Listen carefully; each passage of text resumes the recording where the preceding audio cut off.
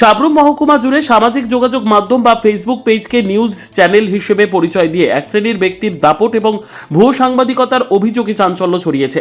বিশেষ করে Rupaichhari agri sub division অফিসে অন্তর নন্দী নামে এক ব্যক্তির বিরুদ্ধে সরকারি কাজে বাধা, কর্মচারীদের হুমকি এবং তথ্য সংগ্রহের নামে হয়রানির গুরুতর অভিযোগ তুলেছেন রূপাইছড়ি এগ্রি স্ট্যান্ডিং কমিটির চেয়ারম্যান সমীর ত্রিপুরা।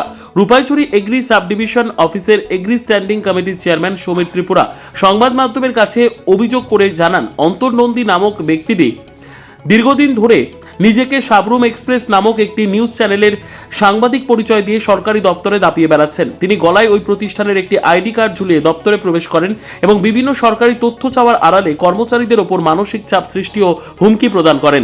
চেয়ারম্যানের অভিযোগ, তদন্ত করে দেখা গেছে সাবরুম এক্সপ্রেসের কোনো বৈধ সংবাদ মাধ্যম বা নিউজ চ্যানেলের স্বীকৃতি নেই।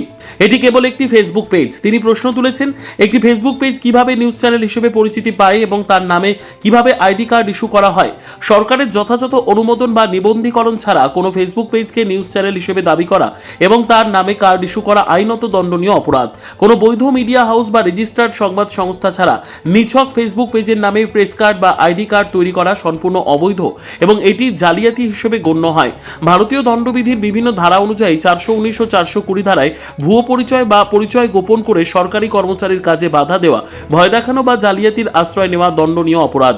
এমন কর্মকাণ্ডে জড়িতদের বিরুদ্ধে নির্দিষ্ট অভিযোগ দায়ের করলে আইন অনুযায়ী জেল ও জরিমানার বিধান রয়েছে।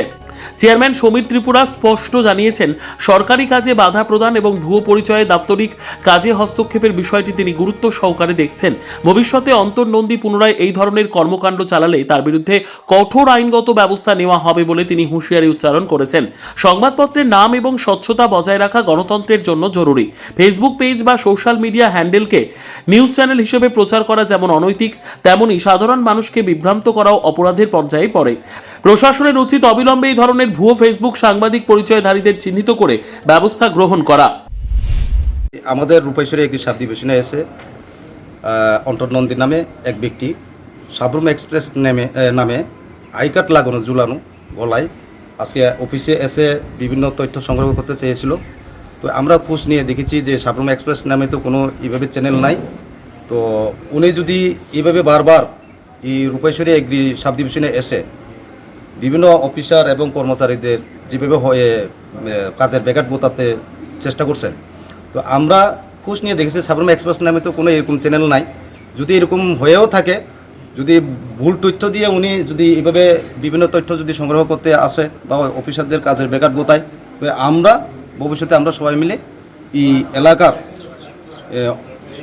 দপ্তরের সমস্ত কাজের সুবিধার্থে আমরা ভবিষ্যতে তার বিরুদ্ধে আমরা আইনানুগ ব্যবস্থা নেব।